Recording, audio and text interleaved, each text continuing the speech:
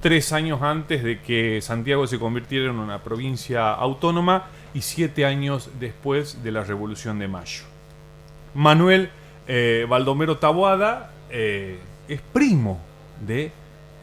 sobrino de Juan Felipe Ibarra. Ahí también tenemos ese contacto familiar. Va a ir un tiempo a Buenos Aires a educarse, pero vuelve a Santiago, a diferencia de su hermano Antonino, que se va a quedar allá y va a participar de conspiraciones unitarias. Manuel Baldomero vuelve, trabaja como secretario de la gobernación de su tío, de Juan Felipe Ibarra. Comienza, digamos, a tener una actuación política importante. Y claro, Juan Felipe muere en julio de 1851 y ahí se desata, ¿no es cierto?, la pelea por el poder.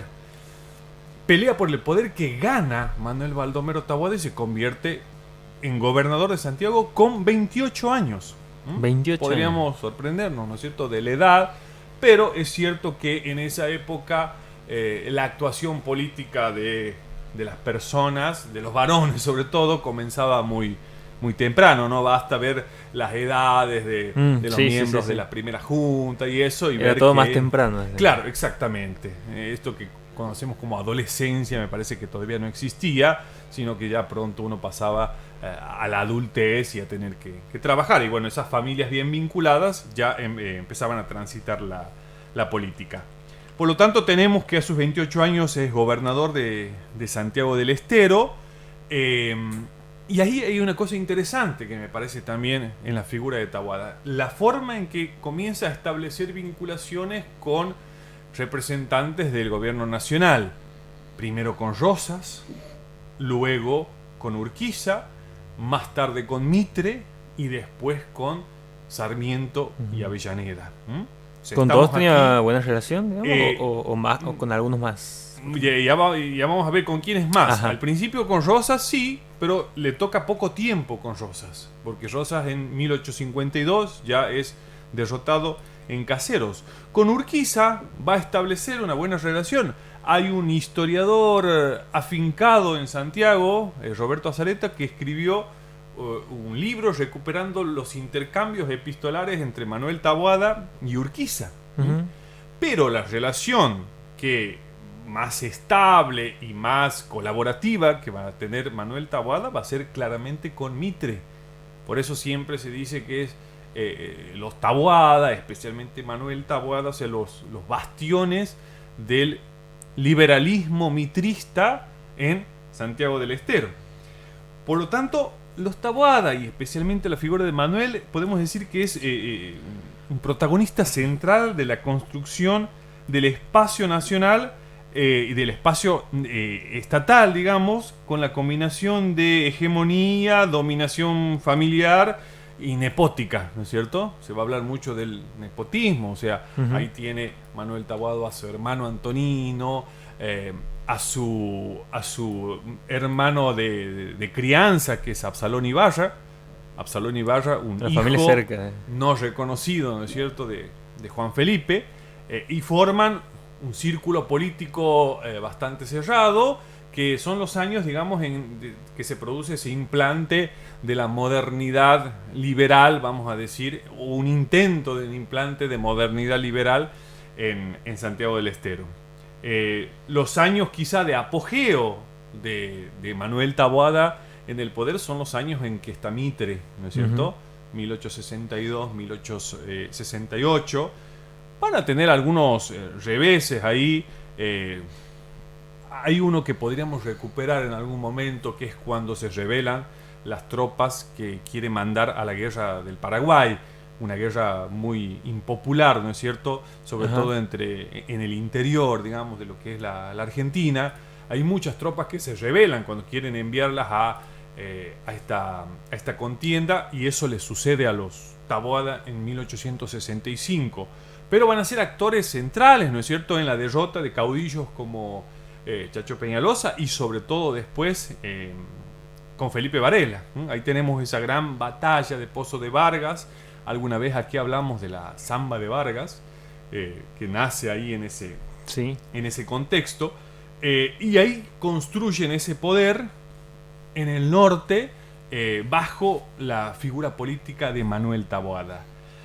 Pero llega 1868 y bueno, y en estos acomodamientos políticos en los cuales Manuel Taboada había sido sumamente hábil, bueno, alguna vez le puede pifiar, ¿no es cierto? No siempre se tiene el olfato político necesario para poder sintonizar con lo que pasa en ese momento a nivel nacional, y apoyan al candidato de Mitre, Rufino Elizalde.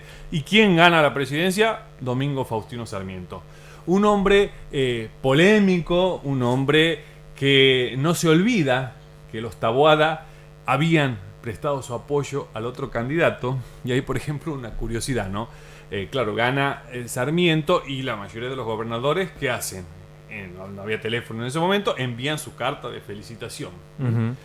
Y Manuel Taboada retrasa su felicitación, y cuando le llega, le envía finalmente Sarmiento, con mucha ironía, que era un maestro de la ironía también, dice, me llamaba la atención que se haya retrasado tanto usted en enviarme esta carta. Pero lo interesante es que Manuel Taboada nunca se achica ante esos embates de Sarmiento, sino redobla la apuesta y se produce ahí una tensión interesante. Por eso digo, hay muchas etapas de la figura de Taboada que sería interesante recuperar en una biografía desde estas nuevas perspectivas historiográficas que hoy tenemos entre los historiadores santiagueños y argentinos en general. Ahí comienza ya, vamos a decir, un poco los problemas más complicados para los Taboada, porque Sarmiento empieza, digamos, a conspirar un poco contra esta familia gobernante. Taboada había sido más de una vez gobernador de Santiago del Estero, y si no era gobernador tenía alguno de sus alfiles, como Absalón Ibarra, Alejandro Montes.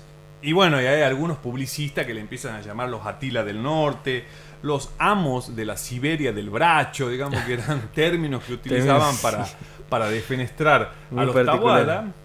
Pero sucede algo del orden de lo inesperado en la política.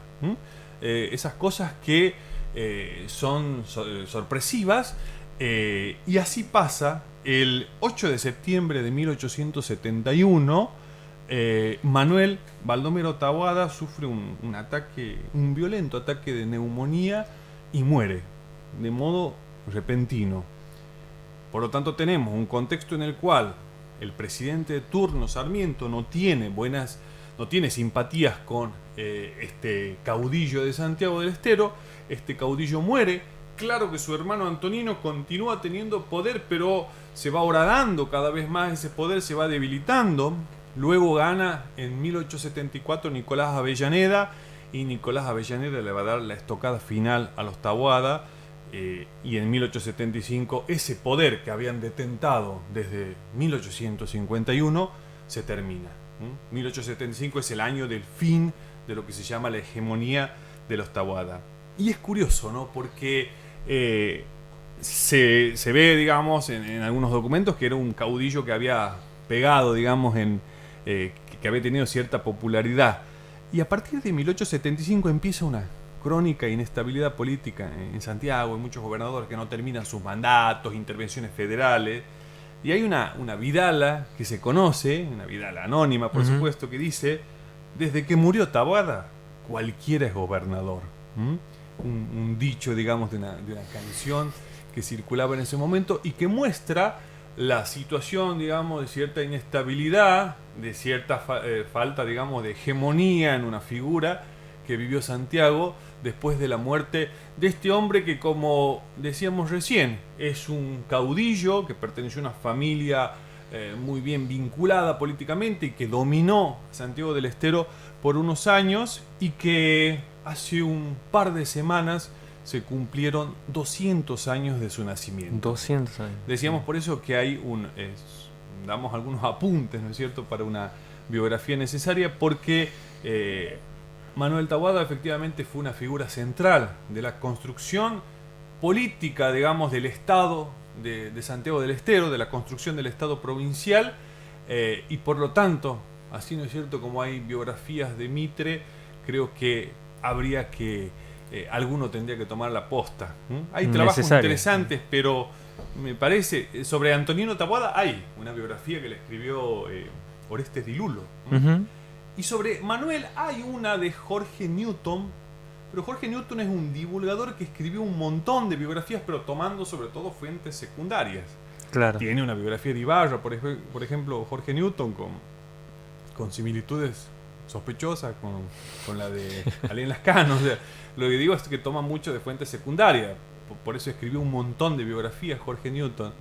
Por lo tanto, me parece que sería interesante un trabajo que se centre en esa figura política, porque efectivamente fue importante para la construcción estatal provincial.